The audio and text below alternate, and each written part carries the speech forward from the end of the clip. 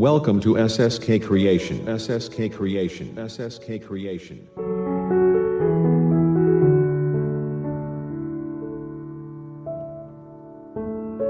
ಈ ಚಾನಲ್ಲಿನಲ್ಲಿ ಕ್ರಿಯಾತ್ಮಕ ಕಥೆಗಳು ಹಾಗೂ ಮಾಹಿತಿಗಳು ಲಭ್ಯವಿರುತ್ತವೆ.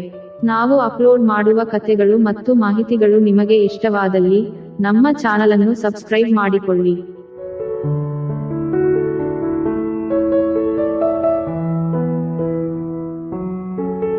ಹಾಗೂ ನಿಮ್ಮ ಸ್ನೇಹಿತರೊಂದಿಗೆ ಶೇರ್ ಮಾಡಿಕೊಳ್ಳಿ.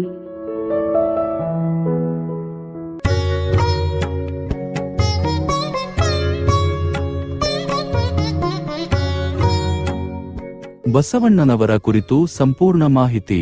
ಜೀವನ 12ನೇ ಶತಮಾನದಲ್ಲಿ 1190 1167 ಬಾಗೇವಾಡಿಯಲ್ಲಿ ಜನಿಸಿದರು. ಇವರ ತಂದೆ ಬಸವಣ್ಣನವರು ಬ್ರಾಹ್ಮಣ ಭಕ್ತರಾಗಿದ್ದರು. ತಾಯಿ ಮಾಲವಜ್ಜಿ ಜನಸಾಮಾನ್ಯ ಗೃಹಿಣಿ. ಚಿಕ್ಕಂದಿನಿಂದಲೂ ಶಿವನ ಭಕ್ತರಾಗಿದ್ದರು. 14 ವರ್ಷದ ವಯಸ್ಸಿನಲ್ಲಿ ಬಸವಣ್ಣನವರು ಬೀಳಗಿಗೆ ತೆರಳಿ ವೀರಶೈವ ಸಿದ್ಧಾಂತಗಳಲ್ಲಿ ಶಿಕ್ಷಣ ಪಡೆದರು. 30 ವರ್ಷದ ವಯಸ್ಸಿನಲ್ಲಿ ಕಲ್ಯಾಣಕ್ಕೆ ತೆರಳಿ ಚಳುವಳಿಗೆ ಸೇರಿದರು. ಕಲ್ಯಾಣ ಚಳುವಳಿಯ ಮುಖ್ಯ ಪ್ರವರ್ತಕರಾದರು. ಅನುಭವ ಮಂಟಪ ಸ್ಥಾಪಿಸಿ ವಚನ ಸಾಹಿತ್ಯವನ್ನು ರಚಿಸಿದರು. 1167ರಲ್ಲಿ ಕೂಡಲ ಸಂಗಮದಲ್ಲಿ ಲಿಂಗೈಕ್ಯರಾದರು. ಸಾಧನೆಗಳು: ಸಮಾಜ ಸುಧಾರಣೆಗೆ ಶ್ರಮಿಸಿದರು. ಜಾತಿ ವ್ಯವಸ್ಥೆಯ ವಿರುದ್ಧ ಹೋರಾಡಿದರು. ಲಿಂಗ ಸಮಾನತೆಗೆ ಪ್ರಾಮುಖ್ಯತೆ ನೀಡಿದರು. ಕಾಯಕವನ್ನು ಧರ್ಮವೆಂದು ಪ್ರತಿಪಾದಿಸಿದರು. ಅನುಭವ ಮಂಟಪ ಸ್ಥಾಪಿಸಿ ವಚನ ಸಾಹಿತ್ಯವನ್ನು ರಚಿಸಿದರು. 16,000ಕ್ಕೂ ಹೆಚ್ಚು ವಚನಗಳನ್ನು ರಚಿಸಿದರು. ಕನ್ನಡ ಸಾಹಿತ್ಯಕ್ಕೆ ಅಪಾರ ಕೊಡುಗೆ ನೀಡಿದರು. ವಚನ ಸಾಹಿತ್ಯ: ಬಸವಣ್ಣನವರ ವಚನಗಳು ಸರಳ, ಸ್ಪಷ್ಟ ಮತ್ತು ಪ್ರಭಾವಶಾಲಿ ಭಾಷೆಯಲ್ಲಿವೆ. ಸಾಮಾಜಿಕ ಸಂದೇಶ, ಧಾರ್ಮಿಕ ತತ್ವಜ್ಞಾನ ಮತ್ತು ನೈತಿಕತೆಯನ್ನು ಒಳಗೊಂಡಿವೆ. ಕನ್ನಡ ಸಾಹಿತ್ಯದ ಅಮೂಲ್ಯ ಆಸ್ತಿಯಾಗಿವೆ. ಬಸವಣ್ಣನವರ ತತ್ವಗಳು: ಸಮಾನತೆ, ಸ್ವಾತಂತ್ರ್ಯ, ಸಹೋದರತ್ವ, ಕಾಯಕ, ಲಿಂಗೈಕ್ಯ. ಬಸವಣ್ಣನವರ ಪ್ರಭಾವ: ಬಸವಣ್ಣನವರ ಚಳುವಳಿ ಕರ್ನಾಟಕದ ಸಾಮಾಜಿಕ, ಧಾರ್ಮಿಕ ಮತ್ತು ರಾಜಕೀಯ ಜೀವನದ ಮೇಲೆ ಆಳವಾದ ಪ್ರಭಾವ ಬೀರಿತು. ಲಿಂಗಾಯತ ಧರ್ಮದ ಸ್ಥಾಪನೆಗೆ ಕಾರಣವಾಯಿತು. ಕನ್ನಡ ಸಾಹಿತ್ಯವನ್ನು ಶ್ರೀಮಂತಗೊಳಿಸಿತು. ಬಸವಣ್ಣನವರ ಜಯಂತಿಯನ್ನು ಪ್ರತಿ ವರ್ಷ ಬಸವ ಜಯಂತಿಯೆಂದು ಆಚರಿಸಲಾಗುತ್ತದೆ. ಬಸವಣ್ಣನವರ ಚಳುವಳಿ ಕುರಿತು ಇನ್ನಷ್ಟು ಮಾಹಿತಿ. ಬಸವಣ್ಣನವರ ಚಳುವಳಿ 12ನೇ ಶತಮಾನದ ಕರ್ನಾಟಕದಲ್ಲಿ ಧಾರ್ಮಿಕ ಮತ್ತು ಸಾಮಾಜಿಕ ಸುಧಾರಣೆಗಳಿಗಾಗಿ ನಡೆದ ಒಂದು ಪ್ರಮುಖ ಚಳುವಳಿಯಾಗಿದೆ. ಈ ಚಳುವಳಿಯ ಮುಖ್ಯ ಉದ್ದೇಶಗಳು ಈ ಕೆಳಗಿನಂತಿವೆ.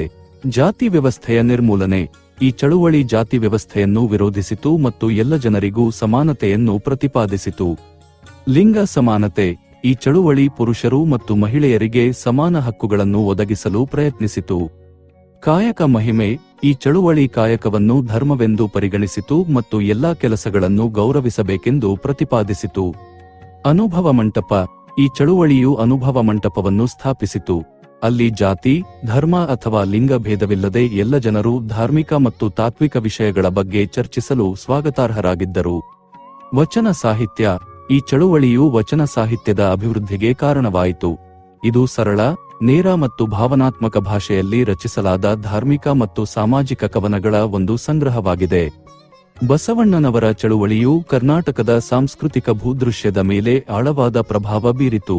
ಇದು ಲಿಂಗಾಯತ ಧರ್ಮದ ಸ್ಥಾಪನೆಗೆ ಕಾರಣವಾಯಿತು. ಇದು ಇಂದು ಕರ್ನಾಟಕದಲ್ಲಿ ಅತಿದೊಡ್ಡ ಧರ್ಮವಾಗಿದೆ.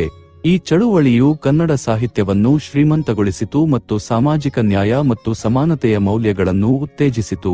ಬಸವಣ್ಣನವರ ಚಳುವಳಿಯ ಕೆಲವು ಪ್ರಮುಖ ವ್ಯಕ್ತಿಗಳು ಈ ಕೆಳಗಿನಂತಿವೆ. ಬಸವಣ್ಣನವರು ಈ ಚಳುವಳಿಯ ಪ್ರಮುಖ ನಾಯಕರು ಮತ್ತು ಸ್ಥಾಪಕರು. ಅಖಂಡ ಶಿವಯೋಗಿ: ಬಸವಣ್ಣನವರ ಪ್ರಮುಖ ಶಿಷ್ಯರು ಮತ್ತು ಲಿಂಗಾಯತ ಧರ್ಮದ ಪ್ರಮುಖ ವ್ಯಾಖ್ಯಾನಕಾರರು.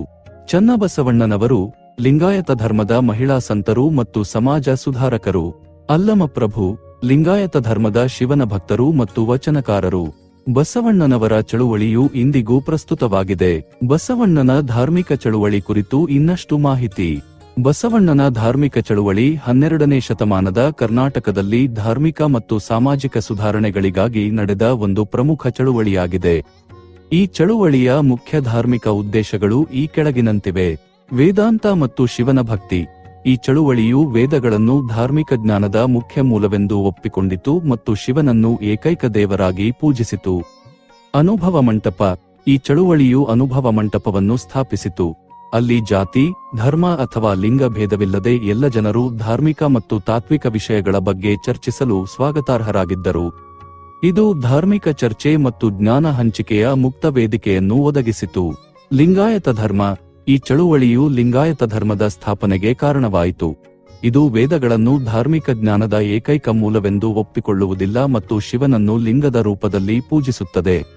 ಈ ಧರ್ಮವು ಜಾತಿ ವ್ಯವಸ್ಥೆಯನ್ನು ತಿರಸ್ಕರಿಸುತ್ತದೆ ಮತ್ತು ಲಿಂಗ ಸಮಾನತೆಯನ್ನು ಪ್ರತಿಪಾದಿಸುತ್ತದೆ.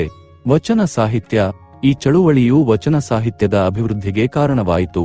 ಇದು ಸರಳ, ನೇರ ಮತ್ತು ಭಾವನಾತ್ಮಕ ಭಾಷೆಯಲ್ಲಿ ರಚಿಸಲಾದ ಧಾರ್ಮಿಕ ಮತ್ತು ಸಾಮಾಜಿಕ ಕವನಗಳ ಒಂದು ಸಂಗ್ರಹವಾಗಿದೆ. ಈ ಕೃತಿಗಳು ಧಾರ್ಮಿಕ ಮತ್ತು ತಾತ್ವಿಕ ವಿಷಯಗಳನ್ನು ಜನಸಾಮಾನ್ಯರಿಗೆ ತಿಳಿಸಲು ಸಹಾಯ ಮಾಡಿತು. ಬಸವಣ್ಣನ ಧಾರ್ಮಿಕ ಚಳುವಳಿಯು ಕರ್ನಾಟಕದ ಧಾರ್ಮಿಕ ಭೂದೃಶ್ಯದ ಮೇಲೆ ಆಳವಾದ ಪ್ರಭಾವ ಬೀರಿತು. ಇದು ಲಿಂಗಾಯತ ಧರ್ಮದ ಸ್ಥಾಪನೆಗೆ ಕಾರಣವಾಯಿತು. ಇದು ಇಂದು ಕರ್ನಾಟಕದಲ್ಲಿ ಅತಿದೊಡ್ಡ ಧರ್ಮವಾಗಿದೆ. ಈ ಚಳುವಳಿಯು ಜಾತಿ ವ್ಯವಸ್ಥೆ ಮತ್ತು ಲಿಂಗ ತಾರತಮ್ಯದ ವಿರುದ್ಧ ಹೋರಾಡಿತು ಮತ್ತು ಧಾರ್ಮಿಕ ಸಹಿಷ್ಣುತೆ ಮತ್ತು ಸಮಾನತೆಯ ಮೌಲ್ಯಗಳನ್ನು ಉತ್ತೇಜಿಸಿತು. ಬಸವಣ್ಣನ ಧಾರ್ಮಿಕ ಚಳುವಳಿಯ ಕೆಲವು ಪ್ರಮುಖ ಧಾರ್ಮಿಕ ಪರಿಕಲ್ಪನೆಗಳು ಈ ಕೆಳಗಿನಂತಿವೆ. ಅನುಭವ. ಈ ಚಳುವಳಿಯು ಅನುಭವವನ್ನು ಜ್ಞಾನದ ಅತ್ಯುನ್ನತ ಮೂಲವೆಂದು ಒಪ್ಪಿಕೊಂಡಿತು. ಬಸವಣ್ಣನವರ ಅನುಭವ ಮಂಟಪದ ಕುರಿತು ಮತ್ತಷ್ಟು ಮಾಹಿತಿ. ಅನುಭವ ಮಂಟಪ 12ನೇ ಶತಮಾನದಲ್ಲಿ ಬಸವಣ್ಣನವರು ಸ್ಥಾಪಿಸಿದ ಒಂದು ಧಾರ್ಮಿಕ ಮತ್ತು ಸಾಮಾಜಿಕ ಸಂಸ್ಥೆ. ಕಲ್ಯಾಣದಲ್ಲಿ ಸ್ಥಾಪಿಸಲಾಯಿತು. ಜಾತಿ, ಧರ್ಮ, ಲಿಂಗ ಭೇದವಿಲ್ಲದೆ ಎಲ್ಲ ಜನರಿಗೆ ಮುಕ್ತವಾಗಿತ್ತು. ಧಾರ್ಮಿಕ ಮತ್ತು ತಾತ್ವಿಕ ವಿಷಯಗಳ ಬಗ್ಗೆ ಚರ್ಚೆ ಮತ್ತು ಜ್ಞಾನ ಹಂಚಿಕೆಯ ವೇದಿಕೆಯಾಗಿತ್ತು. ವಚನ ಸಾಹಿತ್ಯದ ಅಭಿವೃದ್ಧಿಗೆ ಕಾರಣವಾಯಿತು. ಸಾಮಾಜಿಕ ಸುಧಾರಣೆಗಳಿಗೆ ಕೇಂದ್ರವಾಗಿತ್ತು. ಅನುಭವ ಮಂಟಪದ ಉದ್ದೇಶಗಳು: ಧಾರ್ಮಿಕ ಸಹಿಷ್ಣುತೆ ಮತ್ತು ಸಮಾನತೆಯನ್ನು ಉತ್ತೇಜಿಸುವುದು, ಜಾತಿ ವ್ಯವಸ್ಥೆ ಮತ್ತು ಲಿಂಗ ತಾರತಮ್ಯದ ವಿರುದ್ಧ ಹೋರಾಡುವುದು, ಸಾಮಾಜಿಕ ನ್ಯಾಯ ಮತ್ತು ಸಮಾನತೆಯನ್ನು ಸಾಧಿಸುವುದು, ಧಾರ್ಮಿಕ ಮತ್ತು ತಾತ್ವಿಕ ಜ್ಞಾನವನ್ನು ಹಂಚಿಕೊಳ್ಳುವುದು, ವಚನ ಸಾಹಿತ್ಯದಂತಹ ಹೊಸ ಸಾಹಿತ್ಯಿಕ ರೂಪಗಳನ್ನು ಅಭಿವೃದ್ಧಿಪಡಿಸುವುದು.